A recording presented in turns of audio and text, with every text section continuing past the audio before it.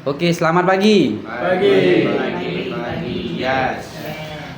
Jadi pagi ini kita akan melakukan training yaitu tentang new basic sales teman-teman ya.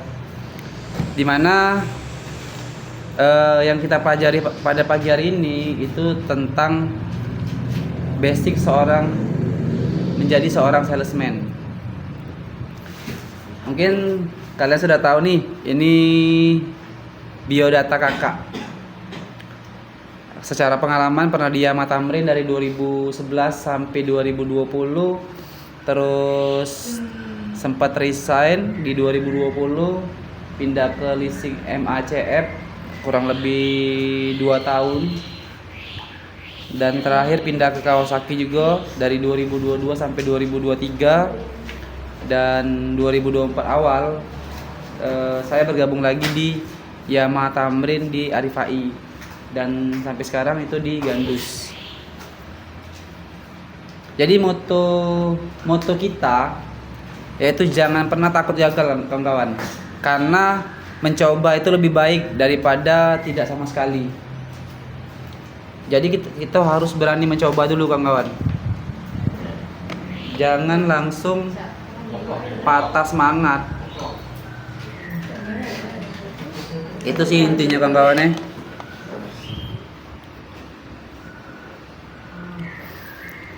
Apa sih tujuan dari kita training hari ini? Jadi teman-teman itu dapat mengetahui Yamaha dan pengertian tentang semua aktivitas yang dilakukan baik secara operasional maupun pelayanan kepada pelanggan, kawan-kawan. Terus yang kedua, teman-teman mampu menjual dan berorientasi pada kepuasan pelanggan dengan melayani sesuai standar Yamaha atau SOP perusahaan, kawan-kawan.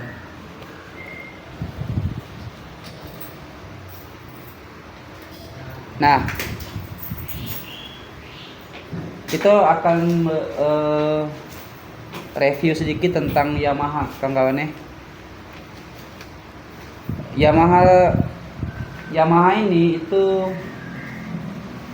berada di Yamaha pusatnya ada di daerah Jakarta, daerah Pulau Gadung, yaitu Yamaha Indonesia Motor Manufacturing. Nah, sejarah Yamaha itu pertama kali Yamaha itu dibuat itu tahun 1955, kawan-kawan, yaitu motor YA1 tahun 955 itu 2 tak, atau yang mau diomong galak pakai oli samping. Kalau sekarang itu sudah tidak ada lagi, kawan-kawan, yang motor 2 tak, adanya 4 tak sama matic. 4 tak itu apa sih? Motor yang bergigi, contohnya Vega Force, terus Jupiter Z, MX King, terus motor-motor sport itu namanya 4 tak loh.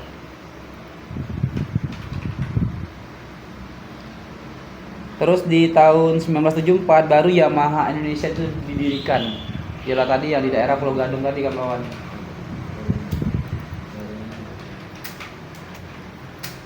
Jadi Yamaha ini mendistribusikan ke seluruh wilayah Indonesia, kawan-kawan. Seluruh wilayah Indonesia itu didistribusikan dari Yamaha Indonesia Manufacturing di Jakarta, Pulau Gadung.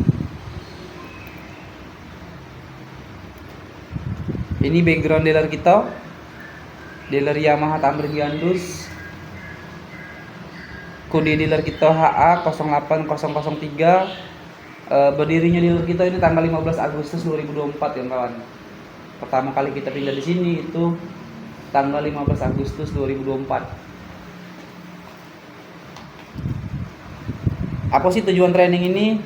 Yang pertama itu teman-teman ini dapat mengetahui daerah kantor dan lingkungan sekitar dealer kita.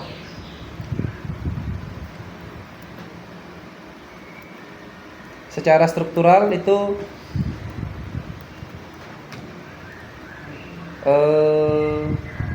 saya sebagai atasan langsung, di bawah saya ada ADH, terus ada koordinator, dan di bawah ADH itu ada driver, di bawah koordinator itu ada sales. Ini sengaja salesnya kemarin dibuat nama-nama kacap karena kemarin lagi presentasi soal kacap. Ini kurang lebih mapping daerah dealer gitu kawan-kawan. Jadi di daerah Gandus ini itu ada dua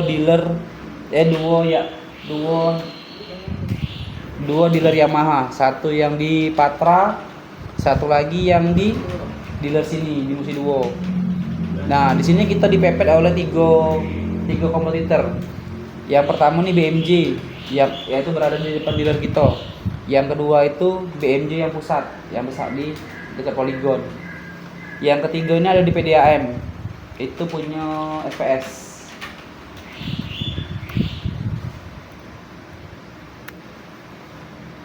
Apa sih potensi market yang kita garap di daerah sekitar ini? Pertama itu adanya perkantoran kawan-kawan. Ada kantor camat, kantor lurah, dinas pertanian, dinas perikanan, atau raider Gandus, atau sekolah-sekolah. Itu sudah termasuk daerah perkantoran atau pemerintahan. Bisa juga kalian garap. Terus yang kedua itu daerah Kalangan. Kalangan ini kalau aku perhatiin sih hampir setiap hari ya. Mulai dari Senin, Selasa, Rabu, Kamis, Jumat sampai Sabtu ada galau Kalangan. Terlepas di Kalangan di Musi Duo, di Masjid Jami, Geria Asri, Kalangan Patra. Ini ada terus setiap hari yang kawan. Jadi itu juga jadi potensi buat teman-teman nyari aplikasi. Terus yang ketiga itu ada perusahaan. Perusahaan juga banyak kawan-kawan di sini. Salah satunya ada PTMK, Gajah Ruko, ABP, dan lain sebagainya. Jadi ada banyak kawan-kawan. Bisa juga kalian garap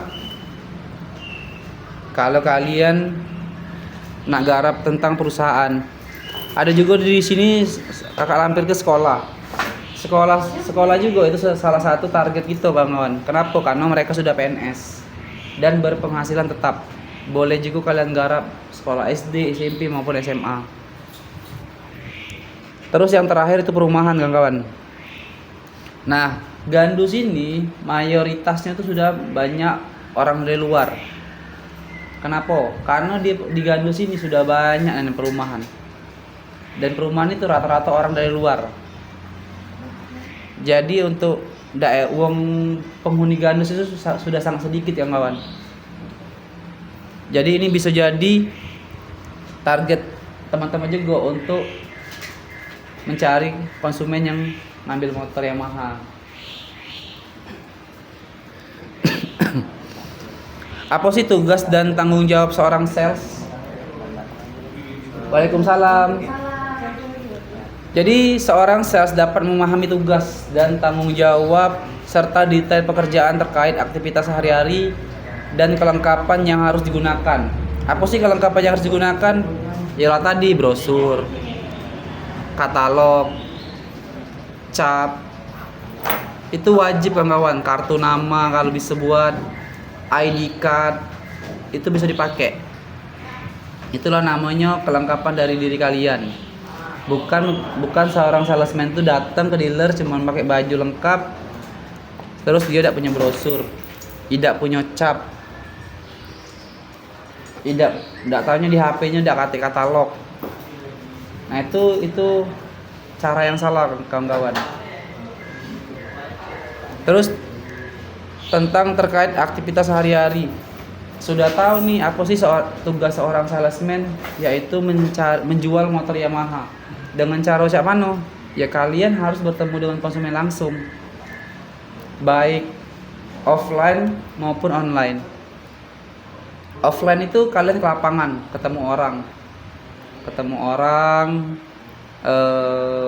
ajak ngobrol, bila perlu digali kebutuhannya. Tapi dengan catatan yang ada kemampuan. Kan dari obrolan kan sudah tahu nih. Jadi kalian tuh wajib kawan-kawan harus ketemu calon konsumen. Terlepas dia hari ini belinya hari ini atau tidak, itu tidak masalah. Tetap kalian garap. Cak mana sih caranya biar tidak putus hubungan? Nomor HP kawan-kawan. Itu paling penting. Kalian harus meminta nomor HP konsumen. Terlepas dia nak beli sekarang atau tidak, ada masalah. Setidaknya kalian sudah punya database. Itu kawan-kawan.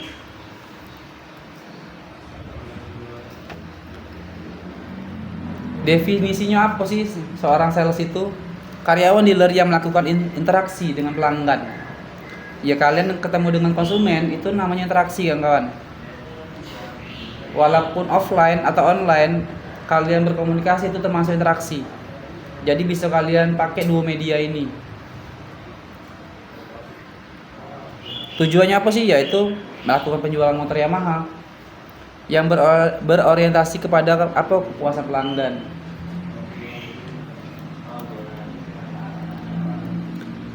Nah, ini kesalahan seorang sales saat ini kebanyakan. Berorientasi hanya pada hasil saja. Kalian apa sih maksudnya nih? Ada yang bisa kasih masukan enggak? Berorientasi hanya pada hasil akhir saja. Kalian itu, ini kan kasih contoh. Kalian dapat aplikasi. Sudah nih mbek motor apa lah, sudah deal DP angsuran, nomor HP lah dapat, data lah dapat. Tapi kalian langsung proses, kalian proses survei. Setelah nunggu hasilnya reject. Woi, ngapa reject ini kalian tidak terima? Nah, itulah namanya uang yang hanya berfokus pada hasil.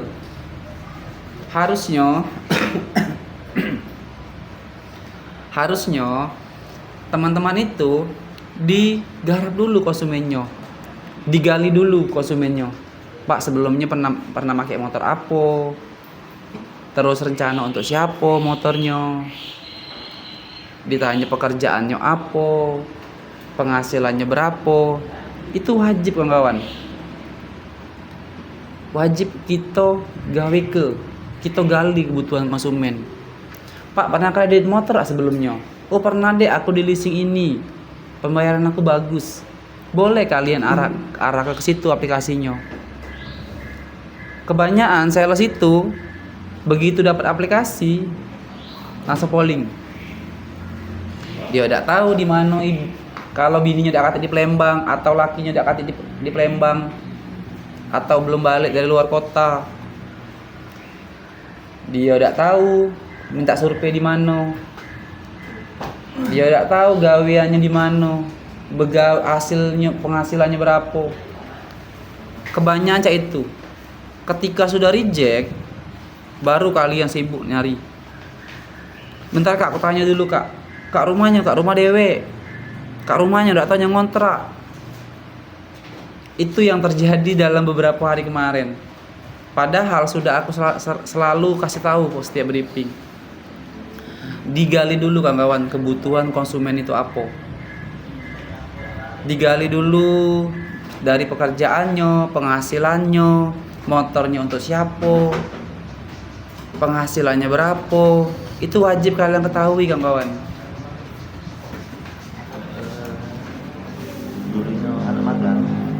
Oh, tuh kau yang lu bentar. Iya aja lah. Yang dibuat lagi. Terus yang kedua itu apa? Punya ambisi yang besar. Apa sih yang punya ambisi yang besar? Pak, aku bulan ini nak jualan 20. Atau Pak, aku bulan ini mau jualan 15. Setelah dijalani, nampak gak galak, bagi brosur cuma berapa lembar. Setiap passing tidak pernah dapat nomor HP, dapat paling siko.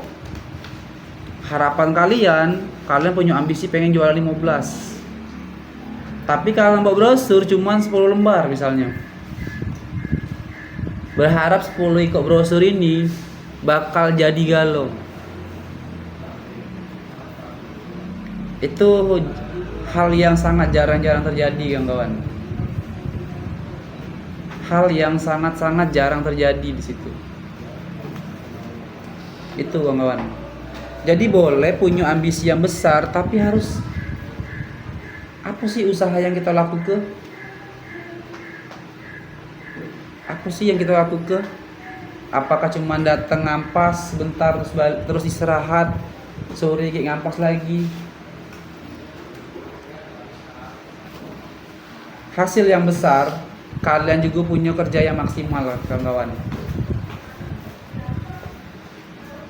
Jadi kalian harus introspeksi dulu. Ambisi bagus, artinya kalian punya semangat untuk target yang cukup besar yang kalian buat secara pribadi kalian. Ya tapi kalian harus mengikuti prosesnya kawan-kawan. Harus mengikuti prosesnya. Ada nak tanya sampai di sini? Tidak apa-apa, kita ini sesi sharing. Ada nak tanya tak sampai di sini? Apa, Tiara? Kadang-kadang kan kalau ada data kak ya. Enggak apa? Kadang-kadang kan kalau konsumen, misalkan udah nanya dengan kita.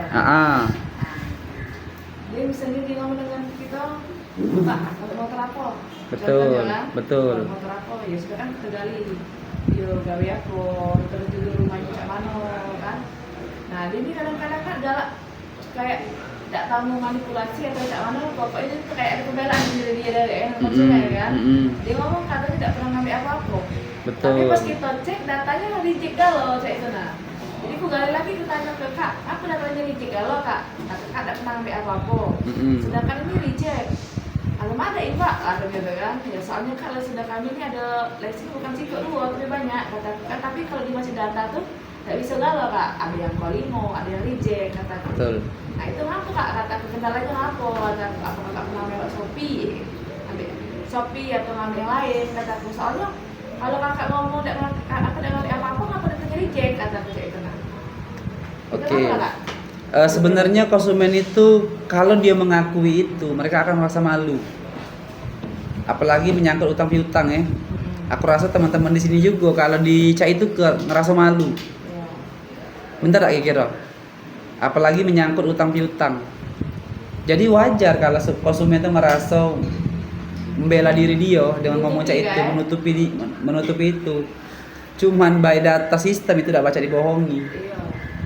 Mogolah kalian bersumpah ngomong tidak hati pak, aku tidak pernah ngaju sama sekali. Sekarang by datanya ada. Fakta yang begini. Data di OJK itu tidak mungkin bohong kawan-kawan. Apalagi pinjol.